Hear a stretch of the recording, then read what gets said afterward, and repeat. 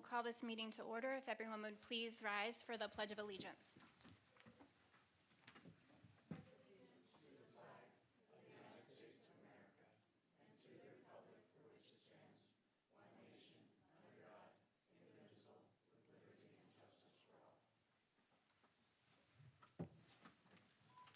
Thank you. Sarah, would you do roll call, please? Mercedes Evans. Here. Michelle Forbes. Here. Thomas Fink. Here. Jennifer Hoover. Here. Tim Jackson. Here. Luisa Lasova. Here. Emily Smith. Here. Josiah Garber. Here. Thank you very much. This brings us to our first period of public comment. If there's anyone who would wish to offer public comment, please come to the podium, state your name, address, and keep your comments limited to 3 minutes, please.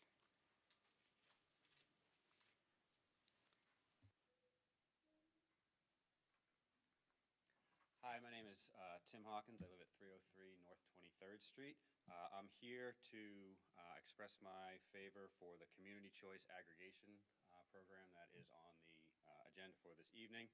I am a current member of the Campbell Sustainability Committee, and I was a member of the task force that actually created the Climate Action Plan for which the CCA is sort of being brought to your attention here.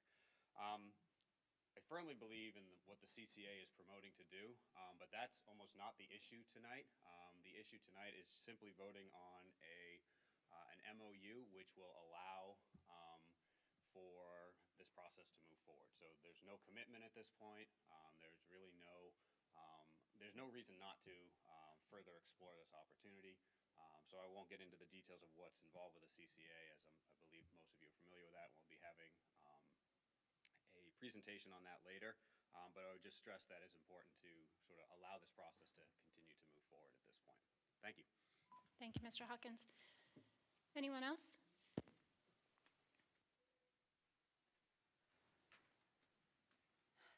Hello, Bonnie Bentz, 3015 Columbia Avenue.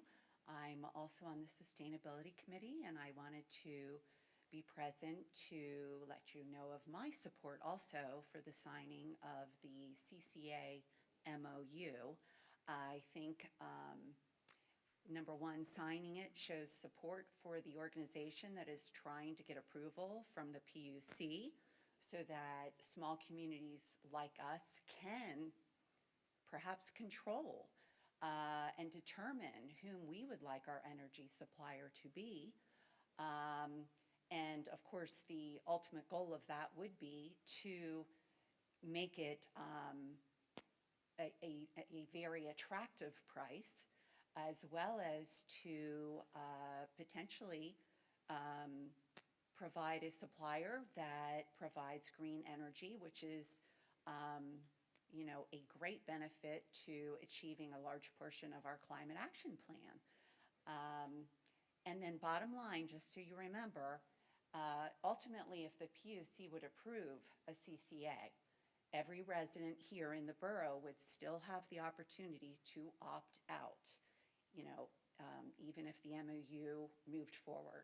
So it really is a win-win for everybody. Thanks. Thank you, Ms. Bentz. Anyone else? Thank you for your public comment. Moving on to President's announcements. I don't have anyone, so I'll keep moving on. Moving on to the manager's report. Yes, I've enclosed my report in the packet. I've shared that the Department of Environmental Protection has accepted the borough into the Shared Energy Manager Program. So they will help us to implement at least one component of our climate action plan. DEP pays for a consulting firm. This firm is called Wilson Engineering, and they will assist us in evaluating our municipal energy usage and opportunities for improved efficiency in our operations. I've met with them once, and they're beginning work on a plan for installing solar panels on borough buildings. They will also identify new financing opportunities that have become available through the Federal Inflation Reduction Act and calculate the best financing options for the borough. And the solar panels were recommended in our 2019 energy audit, and we have budgeted for those to be installed in 2025. Piggybacking on what our two sustainability committee members said, we are continuing our public education series. On February 27th, we had a session that was attended by about 50 residents and neighbors. The second presentation in what we're calling Reduce, Recycle, and Re-Energize in 2024 will be held on March the 26th at 6 o'clock. The presenter will be Dennis Rowan of CCA for PA. He will talk about cooperative energy purchasing, which is a topic on tonight's agenda. And everyone's welcome to attend, and refreshments will be served. And they're really good refreshments, so. Our Workplace Safety Committee is continuing to do internal inspections of all borough facilities for our own benefit.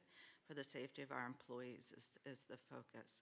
We did have an inspection by a representative of our workers' compensation insurance just this past Monday, and the inspection is required every 3 years. The representative was pleased that we are moving forward with obtaining state certification for the Safety Committee, which will allow us to apply for a credit on our insurance costs. We can apply for state certification in October. Louisa and I attended the HATS Safety Plan Open House in Carlisle last week. A lot of safety and energy planning. And we provided our feedback on transportation priorities in the region. The Tri-County Active Transportation Plan is in its final stages of development, and they are still seeking public comment, and I put the link in my report if anyone would care to provide public comment. I think it's open till the end of the month. I also participated in the, I think, quarterly countywide planning department meeting. Municipalities shared various planning initiatives, and the county informed us about electric vehicle charging station ordinances that are under consideration and improvements to the county property mapper system that you can now see the tax assessment of various properties if you log into that system. So that's my report for this month. Thank you, Sarah. Very busy. Moving on to the mayor's report, please. Okay, thank you.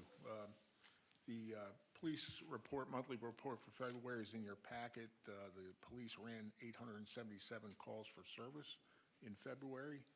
Our newest police officer, Stephen Ferguson, started on March 1st, and he's currently going through his field training.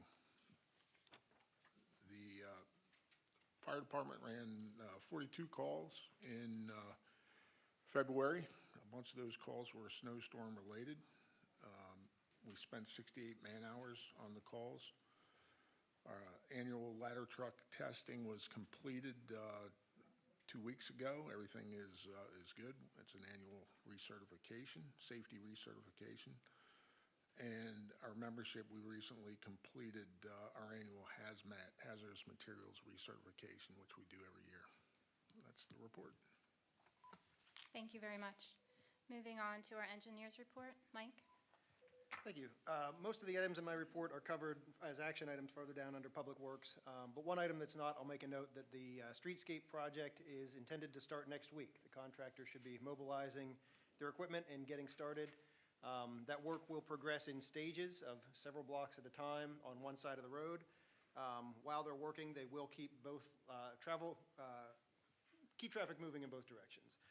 They'll get the room that they need to work by closing parking, on-street parking in the area where they're working. So stay tuned to the borough website for ongoing updates on that progress. But the big headline for tonight is that they're starting on Monday. Thanks. Thank you, Mike. Moving on to our consent agenda. Is there a motion and a second to approve the consent agenda as presented? Madam President, before we vote for the consent agenda, I'd like to have the administration and finance minutes removed for further discussion. Is there a second?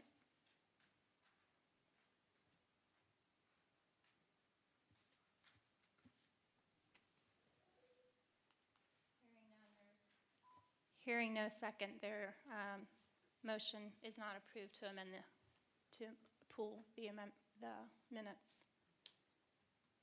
So the Administration and Finance meeting minutes as presented, included in the packet, would be approved if the consent agenda is approved. So is there a motion and a second to approve the consent agenda as presented in the packet? So moved. Second. Michelle moves, Emily seconds. All in favor? Aye. Thank you. Moving on to reports of committees and liaisons. We'll begin with Mercedes begin with Tim. I reverted back there for a little bit. We'll begin with Tim from Public Safety. Thank you. So Public Safety met on February the 22nd. The majority of the conversation was around pedestrian advisory signs. There's going to be a traffic study conducted at the intersection of Lincoln and 25th and 27th. And the purpose of the study is to study the speeds coming from the bypass. There were some complaints that vehicular traffic was moving at a rate that's unacceptable to the residents of the borough. And so that would be the purpose of that study. The mayor covered the new hire for Officer Stephen Ferguson, who is now in training, and then the ongoing police engagement activity from the chief that includes the event that is held here every Wednesday, along with future activities such as coffee with the cop. Thank you. Thank you, Tim. Any questions about the ordinance? Okay, hearing none, we'll move on to Public Works. Louisa? Okay, this will take a while. Okay, we have a number of action items, and we also have other things to report. So the first action item is a change order number 3 to extend the contract dates for the Seabird Park Sewage Pump Station construction project. That is a change order that will cost us nothing, zero cost change order. The delay was due to the contractor having to wait for electrical components from PPL. Then payment application number 8 to HRI for the Seabird Park Sewage Pump Station construction project. So that project is substantially completed. The old pump station has been demolished, and so now we are seeking to get payment application number 8 approved. The next item is, okay, the 2024 curb ramp project. The bids were recently opened. There were 8 bidders. CPA Pavement Services was the lowest responsive and responsible. The bid came in underestimate by more than 17,000. And so the Public Works Committee recommends that council award the bid to CPA Pavement Services, including alternates, in the amount of $67,632 pending receipt of bonds and insurance. That's this one. So the Seabird Park Stream Trail and Kayak Launch Project. For that, we also opened the bids. So there were 4 bidders. The lowest responsive and responsible bidder was Aquatic Resource Restoration, and they are a specialist in stream bank restoration, which is great. The total bid was $936,000, which was under the project estimate. We had estimated $1 million. Now, the cost of the project will be split between the borough and the Stormwater Authority. proportionally approximately 60 to 40%. Meaning the Stormwater Authority will shoulder 60% and the borough 40% approximately.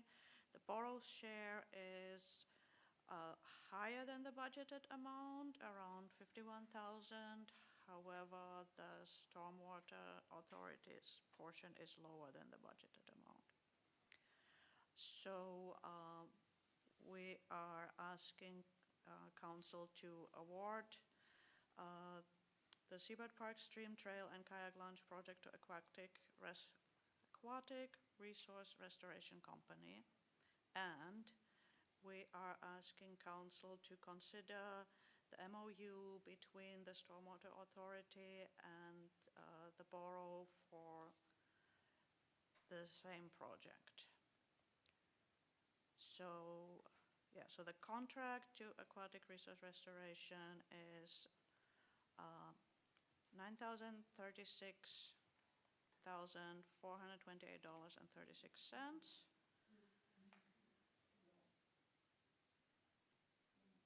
And the MOU, I'll get to that later. Okay. And the last action item we're asking for is an ordinance to levy an assessment to collect costs upon properties benefited by the downtown streetscape project. So that's an ordinance that we need to pass in order to be able to collect the costs.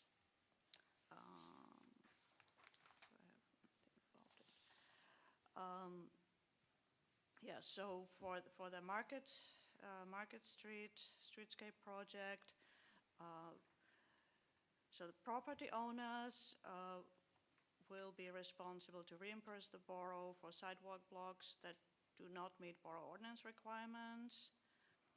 And so we need this ordinance to levy an assessment upon the 57 benefited property owners to further defray the cost of the project. So those are all our action items. Beyond that, I have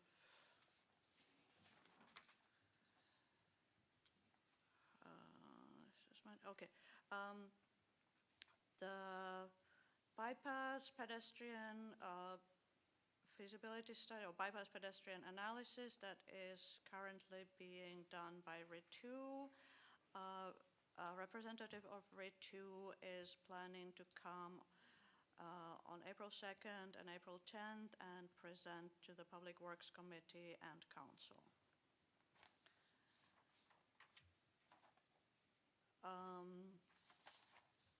Now, there was some discussion about road erosion in the right-of-way if the street doesn't have a curb.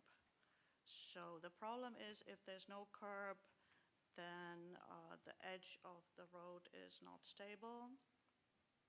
So it will deteriorate unless the property owner installs curbing. So the borough really cannot do much about it unless they install curbing. One important item about the Deanhurst culvert. Able Recon came and evaluated the structure under Deanhurst Avenue, and it is actually in much better condition than we thought. So it only needs some patchwork, and we will explore how much we can do in-house and how much we will employ contractors. But it's going to be a much smaller project than we originally thought. Okay, the last item. So that was there was a suggestion at the last Borough Council meeting, and it was about the left turn only lane at State Street, right? Should say State Street in the minutes. State Street and 17th Street.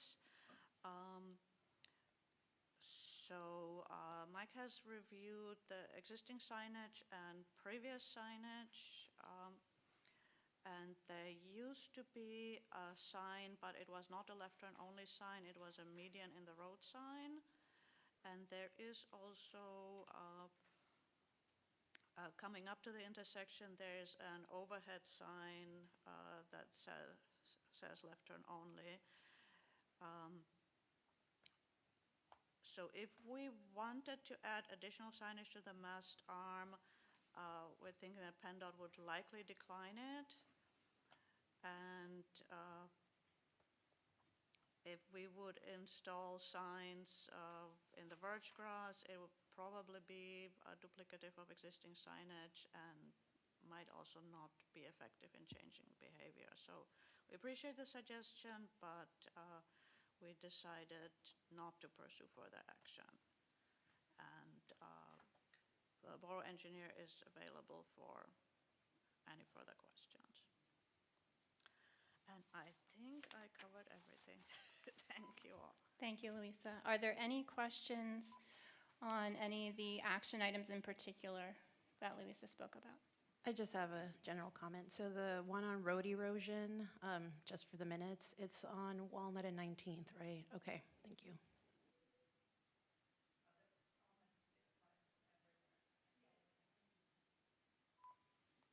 All right, moving on then to community and business relations. Michelle? Okay, at our last meeting,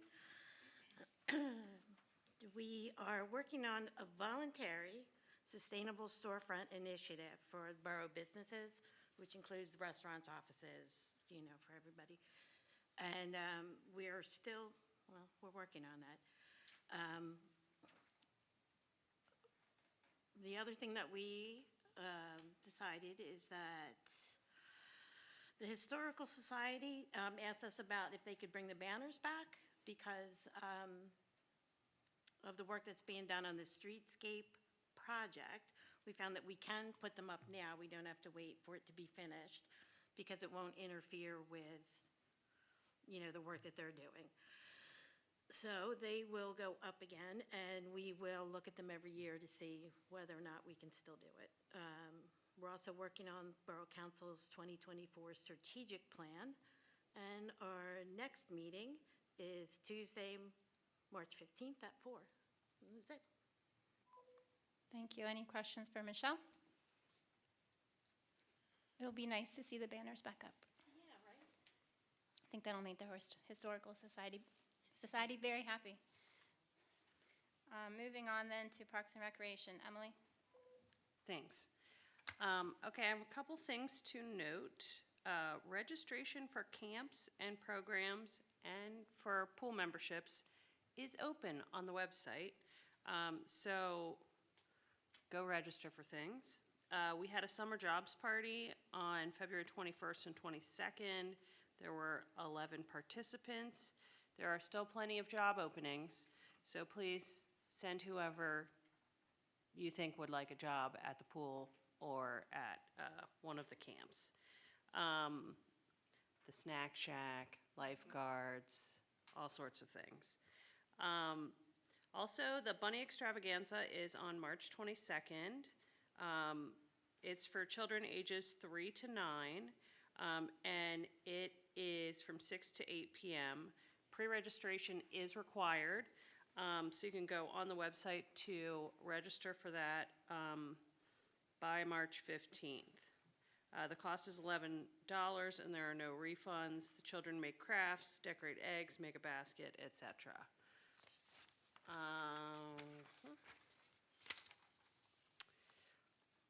Also, the Kite Festival is coming up on Sunday, May 19th. I know that's still a ways off, but this will be our 25th year, and we've decided to have a kite contest.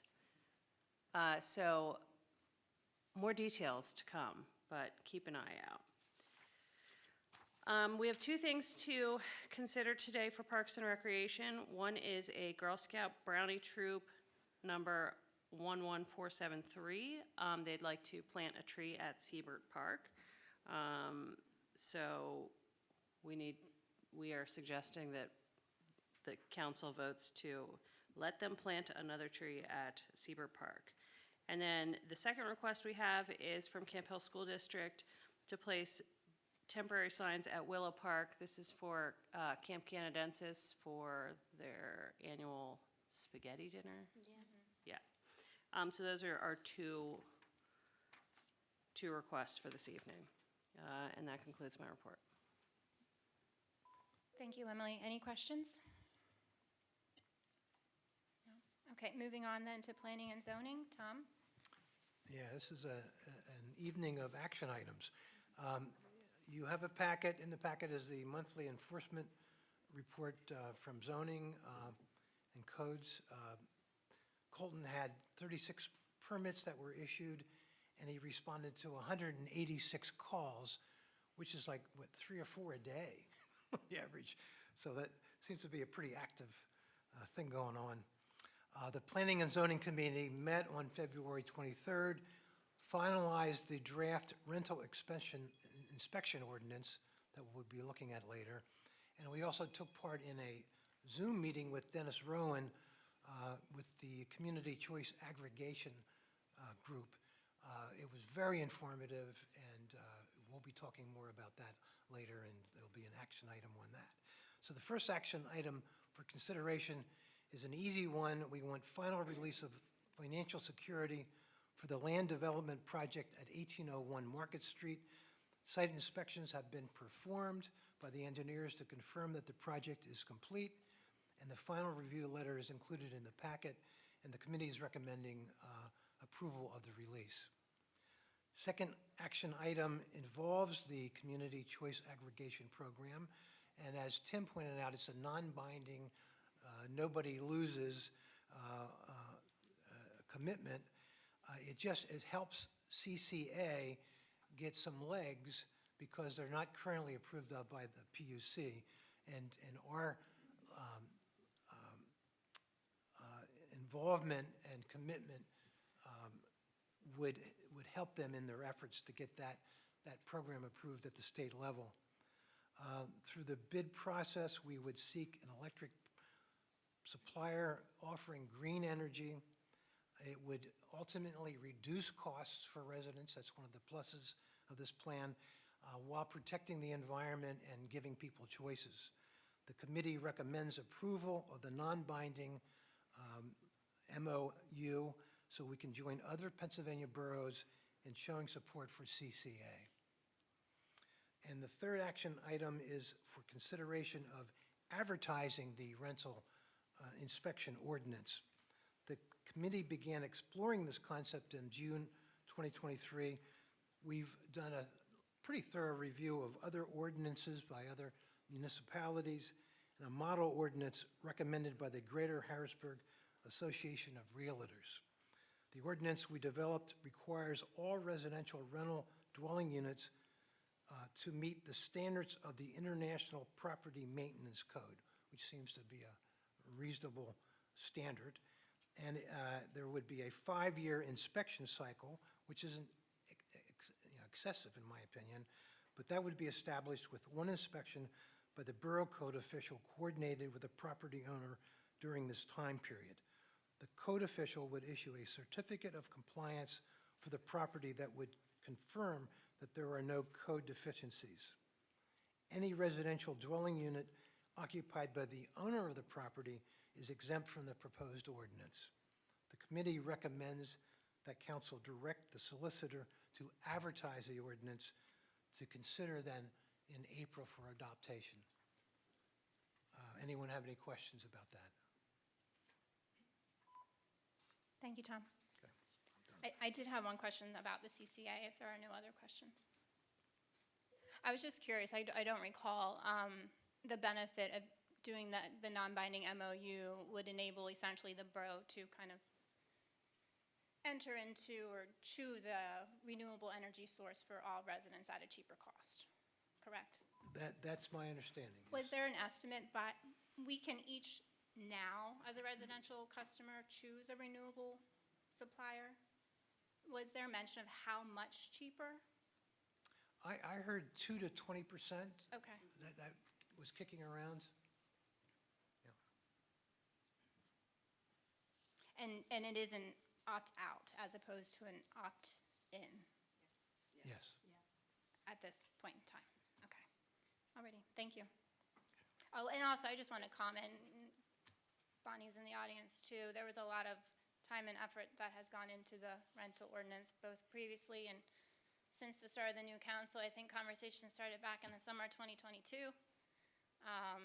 And then it went on hiatus for a little bit, and then it resumed, and I think it's been for a good 10 months or more, it feels like. Then it's been discussed, at least on a monthly basis, and brought up and even summarized at multiple council meetings as well. So I appreciate everyone's effort. Yeah, and what And impressed, attention. I'm new to the scene, but what impressed me is pulling in national experts and realtors who have supported this sort of effort. So we're not doing anything that's out of sorts. The issue is going to be manpower to do it. So that will be looked at. If this thing is approved, then we have a lot of work to do about how to implement the inspections, et cetera. And I don't think Colton can do it all, but we will look at that down the road. Thank you.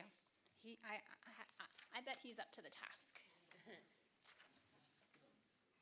Okay, moving on to, moving on to administration and finance with Mercedes.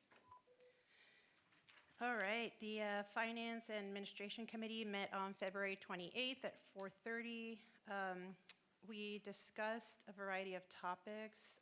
The main one is a 2023 audit, which we passed with flying colors. There's a digital version of the 2023 audit that's been provided in the package. So if any council member wants a hard copy, you can ask me or Sarah, and we'll provide that to you.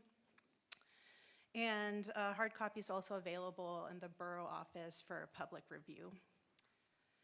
The audit was completed by our new auditors, Boyer and Ritter. There were no findings or comments whatsoever on either the borough or the stormwater authority audits, and that's very rare. So it just shows what great of a job Jared is doing. So tonight we'll have an action item to accept the 2023 audit. Our next meeting is on March 25th at 4:30. Do we have any questions? All right. No, thank you. I just would draw your attention, there was a new report included in the packet as well from our finance director regarding the budget to actual report. Moving on then to reports from liaisons. Borough School District.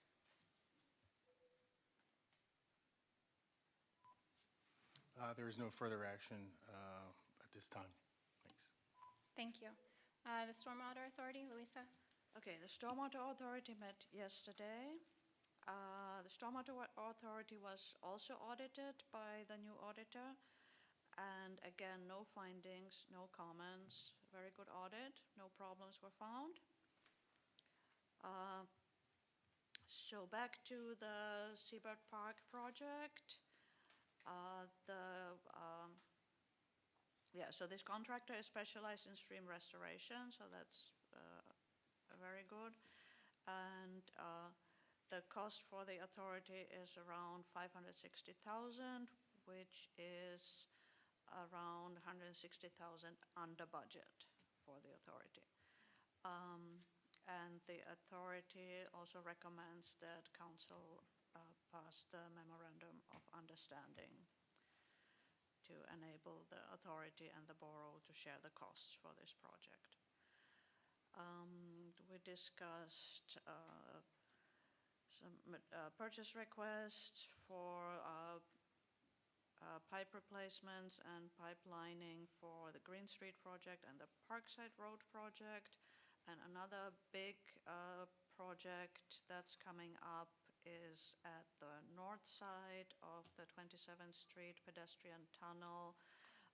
There is a small stream that's eroding the wall, and so that will need extensive repairs. At this moment, the authority is looking to obtain easements from those property owners to be able to start planning the project.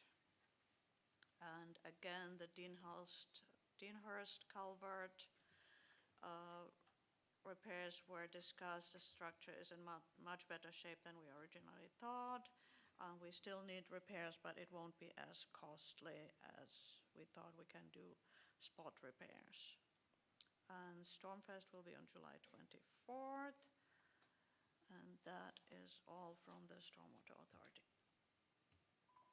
Can I just note, the Seabrook Park project, we brought the boards in just to remind everyone what that's going to look like when it's complete.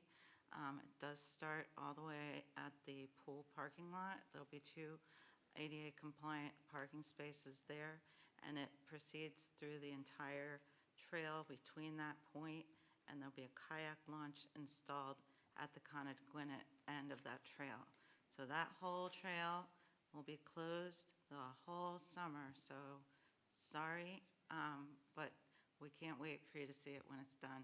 I did get, Audrey's at a conference right now with officials from all over the state, and she has been approached by numerous state officials saying that they've heard about this project. They love the connection of the stormwater components and the recreational components and the variety of funding sources that we've gotten for it.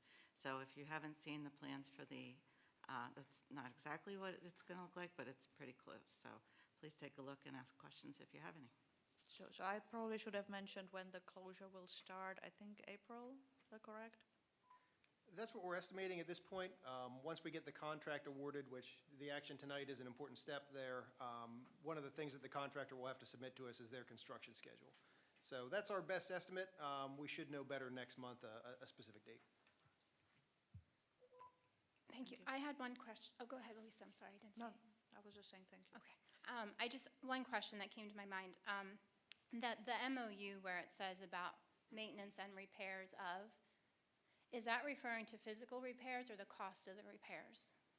As far as who's responsible? Both. So does that mean if a portion of the project that was attributed solely or mostly to the Stormwater Authority, if something needs to be repaired to that portion, The MOU assigns all responsibility for maintenance of the facility to the borough. We are the MS4 permit holder, so that we will be counting toward our MS4 permit. So because of that, we're going to take responsibility for maintaining it. The flip side of it is that we can determine how it is maintained. The Stormwater Authority will not get to tell us how to maintain it, but they ask that we put in maintenance and repairs, which to me is the same thing, but if there is a cost to a repair, we would bear that we would bear the cost. under Okay. this MOU. Okay. I told them if there was something really catastrophic that we had needed assistance with, we would be coming back to them to ask for help, but under this MOU, they wouldn't have to. Okay. But I think that they probably would. Okay. But if there are any cost adjustments to the project during the project that are only Stormwater Authority related, then the Stormwater Authority would Yeah. bear those. Yeah, I was just thinking how we've seen when certain plantings go in or things don't thrive and have to be Yeah. replaced, et cetera, et cetera. Maintenance is on us. Yeah. Right, during the project, it lays out if something, if asphalt prices go up, obviously that's solely attributable to the borough's trail. It's not attributable to the authority. So the MOU has some flexibility that would allow us to bear that cost and vice versa. If something is very clearly attributable only to one side of the project or another, it can be assigned to that entity under the MOU. Okay. If I could also note that the contractor is responsible for maintenance for the first, I believe this contract is 2 years under their warranty and their warranty bond. So we'd really just be looking at a time period after that initial establishment phase. Thank you for that. Okay, moving on then to the Sustainability Committee. Yes, as I've noted before, it's a very active, involved, committed group, which, as Sarah mentioned, helped coordinate a very successful Reduce, Recycle, and Re-Energize event, February 27th. And I think that there's a PowerPoint available on our website. I learned a lot about recycling myself at that meeting, and I think if people take a look at the PowerPoint, they'll learn some things. And to underline this, the overall theme of this group is to push interventions that protect the environment, use and support local energy providers, save energy, save money for individuals and businesses, and give choices. So nobody's pushing anything on our citizens. The committee, of course, is supporting the MOU with regard to the Community Choice Aggregate Group, and we'll vote on that later. On a related issue, as Sarah mentioned, she met with Wilson Engineering Services, and I think they provided a lot of input about solar and what all you can do. So we're getting a lot of specific information about how to make the conversion from fossil to non-fossil fuels. The Sustainability Committee continues to discuss ways to promote private-public partnerships with regard to things like heat pumps, and they've been in touch with a number of local HVAC providers, some of whom are offering discounts to Camp Hill residents up to 10%. They're also looking at solar providers and the ability to get the same kind of incentive for local citizens. As Sarah mentioned, the upcoming event, March 26th, by Dennis Owen from CCA, is to be encouraged. It's, again, reuse, recycle, and re-energize. And to mention again, upcoming events, there'll be a shredded event sometime in the spring or summer, coordinated with the farmers market. The date is still to be determined. And then this year's Stormfest is scheduled for July 24th, 5:30 to 8. And of course, that's been a very successful event. That's my report. Thank you, Tom. Moving on to any report from the Downtown Camp Hill Association. Yes. The Spring Fling is Saturday, April 6th, from 10 a.m. to 3 p.m. There will be shopping, dining, live music, outdoor games, beer gardens, and fun activities along Market Street. So please come out for that. The new businesses in Camp Hill, there was a ribbon cutting at House of Preventus Beauty Salon at 1601 Market Street in early February. There was also a ribbon cutting at Sigma Legal Advisors, 2101 Market Street. And there is an upcoming ribbon cutting at Karina's Hair Studio, which is located at 2155 Market Street. That will be March 28th at noon. The only other thing I have to note is I assume everyone in this audience is signed up for the monthly e-digest from the borough, but if you are not, please go ahead to the website and sign up because it is a very informative email news digest. There was also a community survey that went out a little while ago. We're happy to get more responses.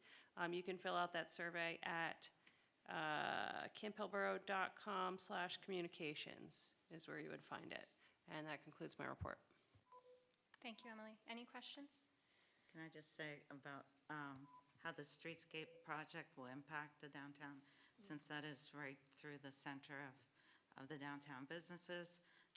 We're very aware of the impact and the inconvenience that this is going to cause to just everyday homeowners and businesses, but also to these special events.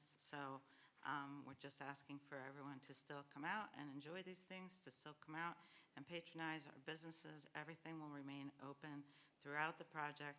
There will just be a little bit of a mess moving down the street, and we will keep it cordoned off as clearly as we can. We don't want any pedestrians stumbling intentionally or unintentionally into the work area as it moves along. But including all of these events, the contractor is very aware of these, as well as the Memorial Day Parade. It will be interfering with that as well. And we're just going to work as calmly and efficiently and quickly as we can. Thank you. Thank you.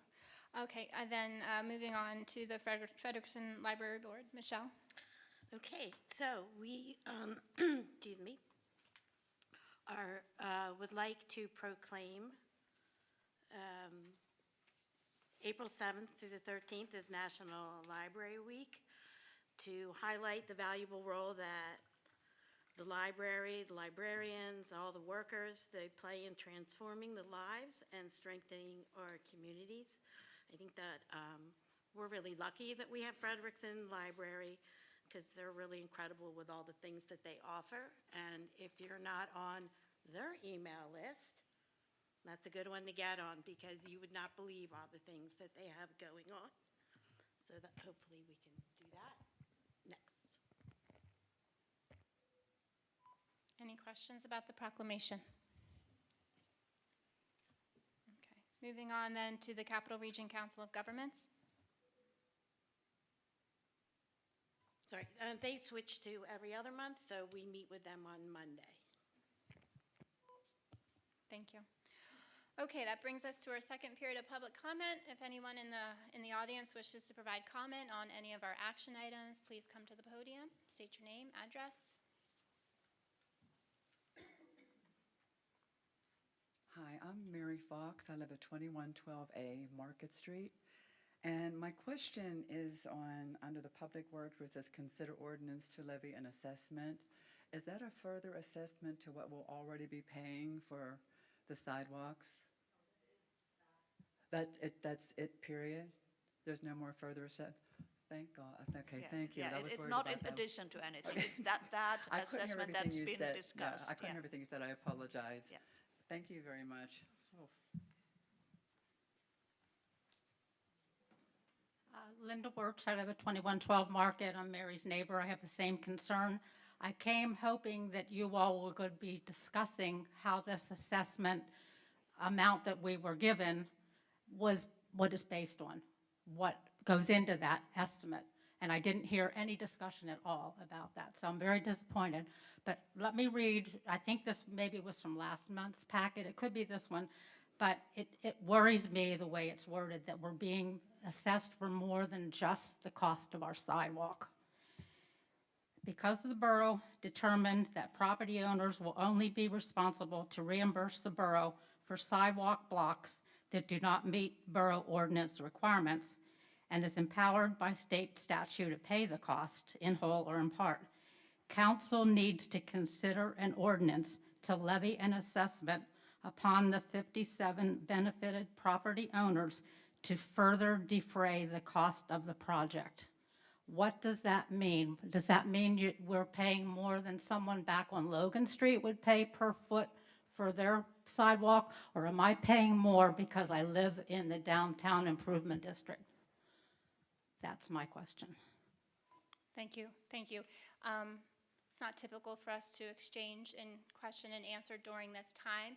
However, there is information, both the ordinance, but more importantly, a certificate of assessment, which does explain how and what information was used to calculate. So I just want to share that for now, and then we can have further conversation. Is that the same thing we received After the meeting. The letter would have explained it as well. It's not the actual certificate. That'll be forthcoming after the adoption of the ordinance, but that letter did more or less lay out that process and timeline. Does it show like the actual formula of how that dollar amount per foot is arrived The certificate of assessment that's forthcoming will do that. Sure. In addition, the assessment you can apply equitable offsets if there are reasons for properties to even receive less than the full assessment. So the certificate of assessment will indicate the maximum amount that could be charged to each property owner based on the linear foot of sidewalk. However, the notice that we're providing to you at a later date will provide the exact dollar amount after any equitable adjustments are made for your individual property.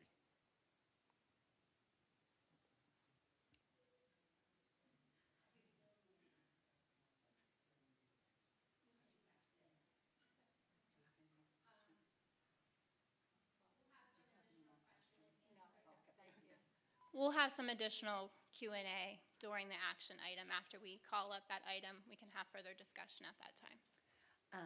Bonnie Benz, 3015 Columbia Avenue. I just wanted to follow up with Jennifer's question about opting out and not opting in. Currently on the PP&L electric bill, there is a supply side and there is a delivery side of your bill. PP&L is the default for the supply side, and we essentially opt out when we shop on PA Power Switch, so nothing would change. You would still have to opt out if the borough chose the default supplier. So just wanted to clarify. Any other public comment? Okay, moving on then to our action items. I'll be asking for a motion in a second for each of the multiple action items. So we'll begin with 11A. Is there a motion and a second to authorize the advertisement of an ordinance to add stop signs at the intersections of Mayfred Lane and South 21st Street and Mayfred Lane and South 31st Street? So moved. Tim moves. Is there a second? Louisa seconds. Is there any discussion? All in favor, please vote aye. Aye. Any opposed? Okay, the motion passes unanimously. Moving on to 11B. Is there a motion and a second to approve the change order number 3 to extend the contract dates for the Seabrook Park Sewage Pump Station construction project with a new substantial completion date of February 14th, 2024, and a new final completion date of May 17th, 2024 at a cost of $0. So moved. Louisa moves. Is there a second? Second. Michelle seconds. Is there any discussion? All in favor, please vote aye. Aye. Any opposed? The motion passes unanimously. Moving on to 11C. Is there a motion and a second to approve payment application number 8 in the amount of $81,690.26 to HRI Incorporated for the Seabrook Park Sewage Pump Station construction project? So moved. Louisa moves. Is there a second? Second. Mercedes seconds. Any discussion? All in favor, please vote aye. Aye. Any opposed? The motion passes. Moving on to 11D. Is there a motion to award the 2024 curb ramp contract to CPA Pavement Services Incorporated in the amount of $67,632, pending receipt of bonds and insurance? So moved. Louisa moves. Is there a second? Second. Emily seconds. Is there any discussion? All in favor, vote aye. Aye. Any opposed? The motion passes unanimously. Moving on to 11E. Is there a motion and a second to award the Seabrook Park Stream Trail and Kayak Launch Project to Aquatic Resource Restoration Company in the amount of $936,428.36, subject to receipt of their bonds and insurance, and subject to execution of a cost-sharing agreement between the borough and the Stormwater Authority? So moved. Louisa moves. Is there a second? Second. Mercedes seconds. Any discussion? All in favor, please vote aye. Aye. Any opposed? The motion passes unanimously. Moving on to 11F. Is there a motion and a second to approve the memorandum of understanding with the Stormwater Authority regarding the Seabrook Park Stream Trail and Kayak Launch Project? So moved. Louisa moves. Is there a second? Second. Emily seconds. Any discussion? All in favor, please vote aye. Aye. Any opposed? Motion passes unanimously. Moving on to 11G. Is there a motion and a second to approve to authorize the advertisement of an ordinance to levy an assessment to collect costs upon properties benefited by the downtown streetscape project? So moved. Louisa moves. Is there a second? Second. Tim seconds. Is there any discussion? Yes. Who would like to ask a question or clarify? Can I do some clarification on it? So when we were working on the Market Street Streetscape project, this has been going on, we've been working on this for a long time.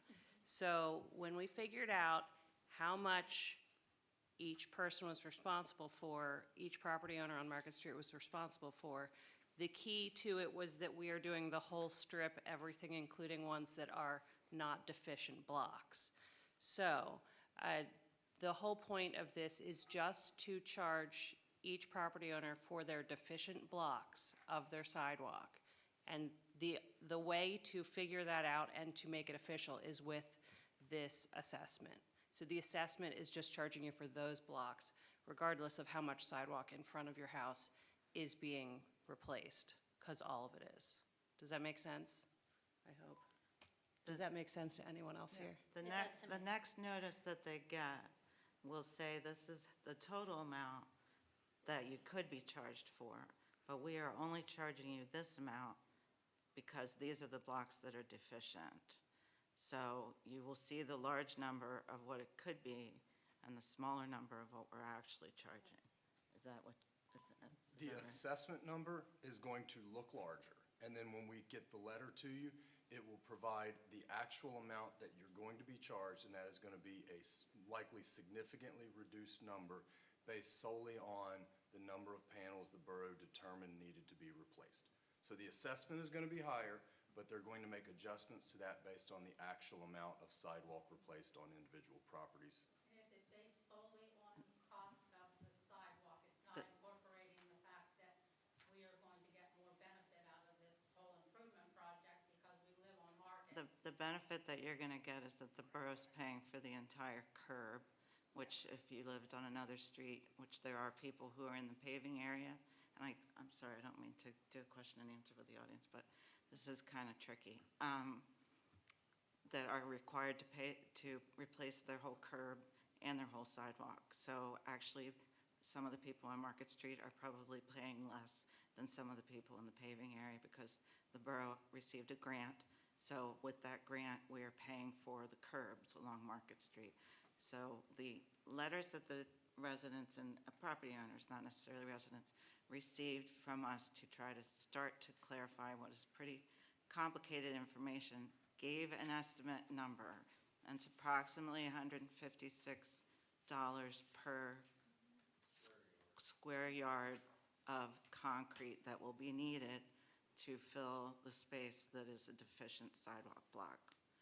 And if anybody hasn't seen the letter, it took us 3 hours to write it, and then they messed it up, and then we fixed it again. But just to try to be as clear as we can possibly be, it's a great deal. It's a very good deal for the people on Market Street. And this is a legal step that we have to take to allow us to make that happen. I would also add that in other parts of the borough that aren't part of this Market Street streetscape project, for instance, our 2024 paving project, those property owners are given notice of their deficient sidewalks within the paving area that we're doing that year, and then they have to get it done post haste, and they just have to pay for it out of pocket. All of the property owners on the Market Street streetscape project are actually getting 18 months to repay whatever this total is, which is not something, I wish we could do that for everyone in the borough, honestly, but it's a huge benefit to the people on Market Street that are part of this project. You're getting a great deal. I wish I could get it at my house. I'd like to think that's true, but the phrasing of that paragraph that I read made it sound like we're special because we're in that district. It's going to benefit You are special. the downtown is for the whole town. You are special, and the whole point is that you're getting special treatment for living on Market Street.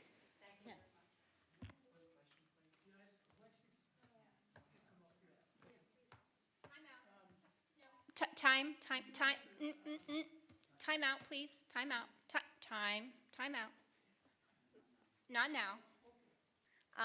Please stand down for just a moment, please. We are trying to progress through some action items. We did have 2 periods of public comment that we started and finished, so we are in the midst of an action item.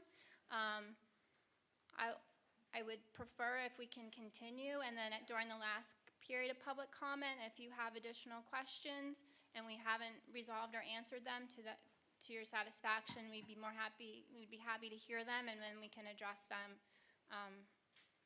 at the conclusion of the meeting. Okay. just so we can keep moving.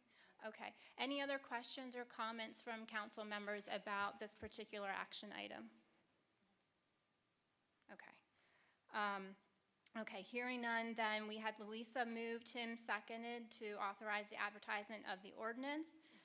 That ordinance was included in the packet, as well as the certificate of assessment that we mentioned with reference to the letter, et cetera. Hearing no other further conversation or questions, would those in favor please vote aye? Aye. Any opposed? Okay, hearing none, the motion to authorize the advertisement of the ordinance passes unanimously. Okay, moving on then to 11H. Is there a motion and a second to authorize the planting of a tree in Seabrook Park by Girl Scout Brownie Troop 11473? So moved. Emily moves. Is there a second? Second. Michelle seconds. Any questions or conversation, discussion? All in favor, please vote aye. Aye. Any opposed? Okay, hearing none, the motion passes unanimously. Moving on to 11I, is there a motion and a second to authorize the placement of a temporary sign at Willow Park by the Camp Hill School District? So moved. Emily moves. Is there a second? Second. Mercedes seconds. Any conversation, discussion? No. All in favor, please vote aye. Aye. Any opposed? No, the motion passes unanimously. Bringing us then to 11J. Is there a motion and a second to authorize the release of all financial security for the land development project at 1801 Market Street? So moved. Second. That's next. Tom moves, Louisa seconds. Is there any discussion? All in favor, please vote aye. Aye. Any opposed? Motion passes unanimously. Moving on then to 11K. Is there a motion and a second to sign the non-binding memorandum of understanding to demonstrate interest in participation in the Community Choice Aggregation Program? So moved. Michelle moves. Is there a second? Second. Tom seconds. Any discussion? I have discussion. Dennis Rowan that came to our committee meeting, who is going to do this reduce, recycle, re-energy. It's so hard to say. He is very interesting and so knowledgeable about this. I thoroughly enjoyed the conversation that we had with him about the Community Choice Aggregation Program, and I think this is going to be a great thing for Camp Hill. Any other comments? All right, then we had Michelle move, Tom seconded. Is there conversation? All in favor, please vote aye. Aye. Any opposed? Motion passes unanimously. Bringing us then to 11L. Is there a motion and a second to authorize the advertisement of an ordinance creating a rental inspection program? So moved. Tom moves. Is there a second? Emily seconds. Any discussion? I have one thing to say. Thank you for all of your hard work on this, Bonnie. True. I second that. And that will be advertised and available for public review, comment, et cetera, for 30 days. Okay. Any other questions? Okay. All in favor, please vote aye. Aye. Any opposed? Okay, the motion passes unanimously, bringing us then to 11M. Is there a motion and a second to accept the 2023 audit report? Mercedes moves. Is there a second? Second. Michelle seconds. Any conversation, discussion? Hearing none, would those in favor please vote aye? Aye. Any opposed? Hearing none, the motion passes unanimously. Bringing us to our last action item for the evening. Is there a motion and a second to approve the proclamation of National Library Week? So moved. Michelle moves. Is there a second? Second. Mercedes seconds. Any discussion? Hearing none. All those in favor, please vote aye. Aye. Any opposed? The motion passes unanimously. That brings us then to our final period of public comment. Please come to the podium, state your name and your question, please. I'm Mary Fox again, 2112A Market Street, and I want to thank you for clarifying the streetscape project so succinctly to us. And my only question now is the 18-month period we have to pay it back. Is that with interest or are we going to be charged interest on that? No? I was just curious. Okay, thank you so much for everything. Any other public comment?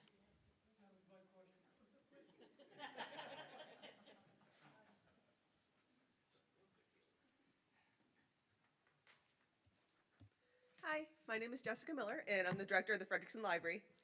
I'm just here to give you a quick update report about some of the activities at the library. We're working on our state report right now. And so one of the things that had come up is that we had about 70,000 materials that were circulated from just residents in Camp Hill Borough.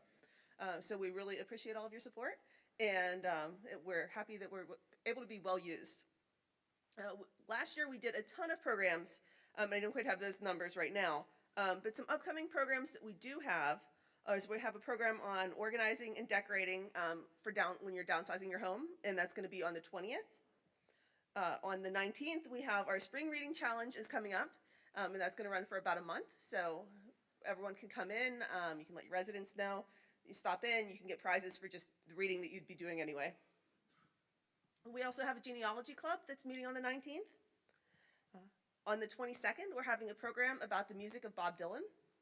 So people can come in and learn a little bit about that. And if they're looking for a concert directly, the Seasons group, their sibling group, is going to be doing a Celtic concert on the 24th. But thank you, and thank you for the proclamation for National Library Week. Thank you. Okay, that brings us to any closing remarks by council. Are there any council members with closing comments? God, I'm talking a lot today. I just want to wish Josiah good luck at States.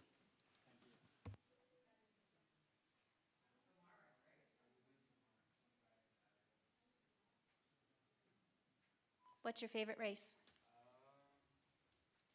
I like the 50 freestyle because it's the shortest. Any other closing comments by council? Any other business before us? Okay, hearing none, then the meeting stands adjourned. Thank you.